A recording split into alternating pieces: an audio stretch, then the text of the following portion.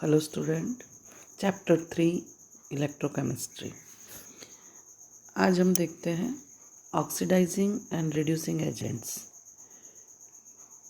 The strongest oxidisers have the most positive reduction potentials. अब यहाँ पे एक डायग्राम आपको दिखाई दे रहा है। इस डायग्राम में देखिए, ये जो ऑरेंज कलर की स्ट्रिप दिखाई दे रही है हमें, वो क्या दिखाई दे रहा है? इसमें आप increasing strength of oxidizing agent. तो हम जैसे ही F2 की तरफ आगे बढ़ते हैं तो ये हमें स्ट्रॉन्गेस्ट ऑक्सीडाइजिंग एजेंट शो करता है। और इसी तरह से अब जब हम Li की तरफ नीचे आते हैं तो वो क्या बता रहा है हमें? लोएस्ट यानी डिक्रीज, सबसे कम ऑक्सीडाइज़र है ये।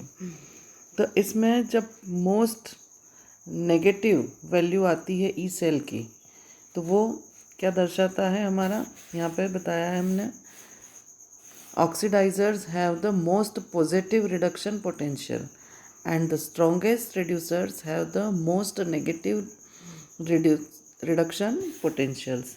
तो यहाँ पे जब मोस्ट नेगेटिव वैल्यू आएगी तो वो क्या बताएगा हमारा? Strongest reducer. अब यहाँ पे देखिए, इस ग्राफ में हम इसमें देखते हैं चार्ट में कि सबसे स्ट्रॉन्गेस्ट ऑक्सीडाइजिंग एजेंट कौन है? हमारा F2। चलिए अब यहाँ पे हम देखते हैं most positive value of E cell. तो पॉजिटिव वैल्यू जब मिलती है तो वो क्या होता है? हमारा स्ट्रॉन्गेस्ट ऑक्सीडाइज़र होता है, क्योंकि उसकी पॉजिटिव वैल्यू होती है। तो यहाँ पे हमारा जब हम F2 से Li की तरफ नीचे जाते हैं तो वो क्या बता रहा है? Increasing strength of the reducing agent. तो रिड्यूसिंग एजेंट, और इसमें हमने ग्राफ में देख लिया है कि F2 की तरफ जाते हैं तो इंक्रीजिंग स्ट्रेंथ होती है ऑक्सीडाइजिंग एजेंट की, और F2 से Li की तरफ जाते हैं तो increasing strength of reducing agent होती है। तो ये क्लियर हो गया है हमारा यहाँ पे। चलिए नेक्स्ट देखते हैं हम oxidizing and reducing agents. The greater the difference between the two, the greater the voltage of the cell. तो यहाँ पे greater the difference between the two, तो जब दो सेलों का जब डिफरेंस होता है वोल्टेज का, तो greater the voltage of the cell, तो वो सेल को क्या करता है? पॉजिटिव बनाता है। तो यहाँ देखिए आप, यहाँ जिंक का Zn+2 इलेक्ट्रॉन होता है, और Cu+2 इलेक्ट्रॉन गिव्स Cu। इन दोनों में देखिए आप, जिंक का जो इलेक्ट्रॉन पोटेंशियल है वो -0.76 है, और कॉपर का क्या है यहाँ पे? +0.34। तो ग्रेटर कौन सा है? कॉपर का। तो अब हमने E cell is equal to copper का जो वोल्टेज है वो 0.34 माइनस हमने किया है -0.76। तो वैल्यू हमारी क्या आ रही है यहाँ पे? दोनों का हमने माइनस माइनस प्लस हो जाएगा, तो 0.34 प्लस 0.76, तो ये वैल्यू हमारी हो जाएगी प्लस में 1.10। यानी कि दोनों का जो सेल डिफरेंस है वही हमारा ई सेल होता है, यानी कि सेल वोल्टेज होता है। तो ये भी हमारा क्लियर हो गया है यहाँ पे। तो ऑक्सीडाइजिंग एंड रिड्यूसिंग एजेंट में हमने सेल डिफरेंस यहाँ पे निकाला है। चलिए अब हमारे सामने एक नई चीज़ आती है, electromotive force, EMF। The potential difference between the anode and cathode in a cell is called the electromotive force, EMF। तो जब इलेक्ट्रोड दो होते हैं हमारे किसी भी सेल में, ये हमें पता है। तो एनोड होता है एक, और जिस पे ऑक्सीडेशन होता है वो होता है एनोड, जिसके ऊपर रिडक्शन होता है वो होता है हमारा कैथोड। तो दोनों का जो सेल डिफरेंस है, जैसे मैंने अभी आपको आगे बताया है कि दोनों का जो पोटेंशियल डिफरेंस जो निकलता है वो हमें क्या बताता है? इलेक्ट्रोमोटिव फोर्स, EMF बताता है। तो ये हो गया हमारा यहाँ पे। It is also called the cell potential and is designated by E cell. तो ये जो दोनों का सेल डिफरेंस होता है, इसको हम सेल पोटेंशियल भी कह सकते हैं, और इसको हम ई सेल से मेंशन करते हैं। चलिए नेक्स्ट देखते हैं हम standard cell potential. The cell potential at standard conditions can be found through this equation. तो मानक परिस्थितियों के ऊपर किसी भी सेल का cell potential E0 cell is equal to E0 reduction minus यानी कि E cathode minus E0 anode होता है।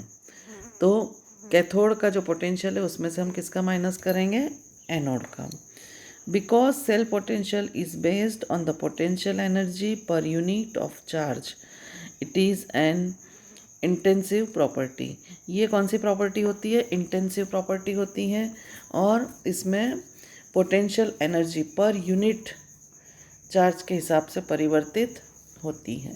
तो यहाँ पे हमेशा हमको याद रखना है कि किसी भी सेल का पोटेंशियल निकालना है तो E cell is equal to E0 cathode minus E0 anode होगा। तो ये हम अच्छे से कर सकते हैं इसको। चलिए next, cell potentials for the oxidation in this cell, E cell is equal to minus 0.76 and for reduction E0 is equal to plus 0.34। तो इस डायग्राम में देखिए आप जिंक और इधर हमारा कॉपर। तो यहाँ पे बीच में हमने स्विच लगाई है और ये वोल्ट मीटर लगाया है और दोनों इलेक्ट्रोडों को हमने कनेक्ट किया हुआ है यहाँ पे। तो zinc act as a anode and copper act as a cathode.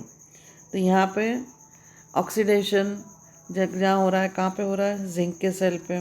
तो उसकी वैल्यू क्या है हमारी, माइनस 0.76। इसी तरह से रिडक्शन कहाँ पे हो रहा है हमारा, कॉपर पे, क्योंकि कैथोड पे हमेशा क्या होता है, रिडक्शन होता है, और एनोड पे हमेशा ऑक्सीडेशन होता है। तो यहाँ पे कैथोड के ऊपर E0 is equal two plus 0.34। तो ये हमें डायग्राम में समझ में आ गया है। अब इन दोनों का डिफरेंस हम निकालते हैं। तो E0 cathode minus E0 anode is equal to 0.34 volt minus 0.76 volt. तो ये हमारा क्या हो जाएगा, प्लस 1.10 वोल्ट होता है। तो ये हमारा ई सेल निकल गया है यहाँ पे। चलिए next, voltaic cell. In spontaneous oxidation reduction यानी कि redox reactions, electrons are transferred and energy is released. तो यहाँ पे देखिए आप इस डायग्राम में वोल्टिक सेल में हमको दिखाई दे रहा है जिंक का एनोड और कॉपर क्या है हमारा, कैथोड। तो यहाँ पे जो इलेक्ट्रॉन ट्रांसफ़र होते हैं, Zn में से ऑक्सीडेशन होगा तो Zn+2 इलेक्ट्रॉन रिलीज़ करेगा। ये इलेक्ट्रॉन कौन गेन करेगा, कॉपर। तो कॉपर ये इलेक्ट्रॉन गेन करता है, तो यहाँ पे ये क्या कर लेता है, अपना रिडक्शन कर लेता है। तो यहाँ पे एक इलेक्ट्रॉन रिलीज़ करता है, यानी एक का ऑक्सीडेशन होता है, एक इलेक्ट्रॉन गेन करता है तो उसका रिडक्शन होता है। तो यहाँ पे दोनों एक साथ में स्वतः अपने आप ही, स्पॉन्टेनियस का मतलब होता है स्वतः अपने आप ही ऑक्सीडेशन और रिडक्शन रिएक्शंस होते हैं, यानी कि रेडॉक्स अभिक्रियाएं होती है और इलेक्ट्रॉन इसमें ट्रांसफ़र होते हैं। और जब इलेक्ट्रॉन ट्रांसफ़र होते हैं तो इसमें से एनर्जी रिलीज़ होती है। तो ये चीज़ हमें क्लियर हो गई है इस वोल्टिक सेल में। तो वोल्टिक सेल में देखिए, a typical cell looks like this. The oxidation occurs at the anode and the reduction occurs at the cathode। तो ये डायग्राम में देखिए आप अच्छे से, यहाँ पे जिंक का क्या है हमारा, एनोड है, और कॉपर का क्या है, कैथोड। तो नीचे देखिए मैंने रिएक्शन लिखी हुई है, ये भी एक वोल्टिक सेल है। यहाँ पे जिंक के सेल पे एनोड है, यानी कि यहाँ पे ऑक्सीडेशन हो रहा है, और कॉपर कैथोड है, यहाँ पे हमारा क्या हो रहा है, रिडक्शन हो रहा है। तो रिएक्शन नीचे लिखी हुई है, हाफ सेल रिएक्शन है नीचे। जिंक के एनोड के ऊपर क्या होता है, Zn की जो रॉड है उसमें से क्या, Zn+2 प्लस इलेक्ट्रॉन। और दूसरी तरह हम देखें तो कॉपर पे क्या होता है, Cu+2। सॉल्यूशन में जो Cu+2 है वो 2 इलेक्ट्रॉन गेन करके कॉपर रिलीज़ करते हैं। और कॉपर कहाँ पे कलेक्ट होती जाती है, धीरे धीरे कॉपर की जो रॉड है, कैथोड है, उसके ऊपर वो कलेक्ट होती जाती है। देखिए नीचे डायग्राम में Cu+2 से एरो से रॉड की तरफ दर्शाया हुआ है, यानी कि कॉपर वहाँ पे कलेक्ट होती हैं। और Zn+2 जिंक की जो रॉड है उसमें से Zn+2 बन के वो कहाँ जाती है, सॉल्यूशन में जाती है, जो नीले कलर के एरो से आपको दिखाया है Zn+2। तो ये चीज़ हमारी क्लियर हो रही है यहाँ पे। तो वोल्टिक सेल कैसा होता है ये डायग्राम में आपको समझ में आ रहा है। देखिए 2 हाफ सेल है, ZnSO4 का सॉल्यूशन और उसमें जिंक की रॉड, कॉपर सल्फेट CuSO4 का सॉल्यूशन, उसमें कॉपर की रॉड, दोनों को आपने स्विच और वोल्ट मीटर के द्वारा कनेक्ट किया हुआ है और दोनों के बीच में हमने सॉल्ट ब्रिज लगाया है, यू आकार की कांच की जो ट्यूब दिखाई दे रही है जो दोनों सॉल्यूशन को जोड़ती है, उसमें क्या लगाया है हमने, सॉल्ट ब्रिज लगाया है, जिससे आयनों का आदान प्रदान होता है। तो ये क्लियर हो गया है हमारा यहाँ पे वोल्टिक सेल। चलिए अब हमारे लिए आता है नन्स इक्वेशन। तो we have assumed in a previous section that the concentration of all the species involved in the electrode reaction is unity. The need not be always true. None show that for the electrode reaction. तो अब यहाँ पे nuns ने अपनी एक equation दी है। तो हमने माना कि इलेक्ट्रॉन अभिक्रिया में प्रयुक्त समस्त स्पीसीज की मोलर सांद्रता एक इकाई है। आवश्यक नहीं कि यह हमेशा सत्य हो। तो नन्स ने दर्शाया कि इलेक्ट्रोड अभिक्रिया होती है हमारी Mn plus n electron gives M solid. ये जो हमको समझ में आ रहा है, तो we have assumed in previous section कि concentration of the species involve in the electrode reaction is unity. The need not always true, वो हमेशा सत्य हो ये जरूरी नहीं है। इसलिए नन्स ने अपना ये एक इलेक्ट्रोड अभिक्रिया दर्शाई कि M प्लस N यानी कि मेटल के ऊपर का चार्ज है।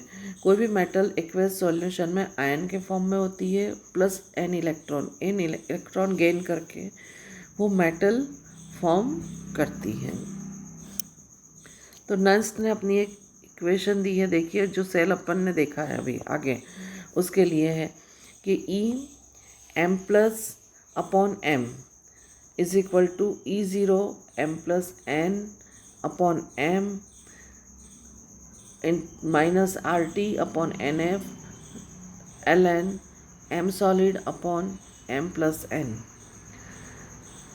But solid M concentrated constant, लेकिन यहाँ पे सांद्रता इकाई मानी जाती है, इसलिए जो स्थिर होती है, इसलिए E M plus upon M is equal to E minus E0 M plus N upon M minus RT upon NF ln 1 upon M plus N aqueous होता है।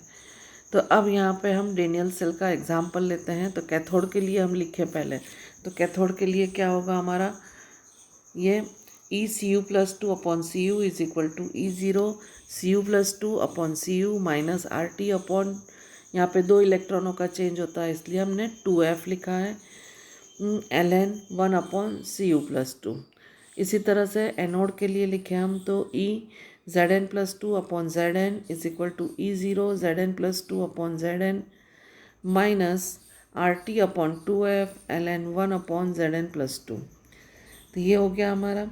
चलिए अब सेल का पोटेंशियल कैसे निकलेगा, तो जैसे मैंने आपको पूर्व में बताया है कि E cell is equal to E cathode minus E anode.